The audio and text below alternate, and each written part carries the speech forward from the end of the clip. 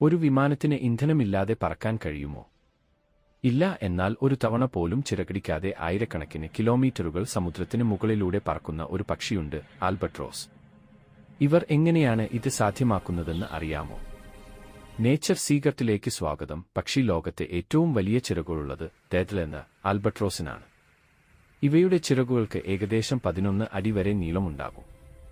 കടലിലെ കാറ്റിനെ ഉപയോഗപ്പെടുത്തിയാണ് ഇവ പറക്കുന്നത്. അതുകൊണ്ട് തന്നെ ഊർജ്ജം ഒട്ടും കളയാതെ ആഴ്ചകളോളം ആകാശത്ത് തന്നെ തുടരാൻ ഇവയ്ക്ക് കഴിയും.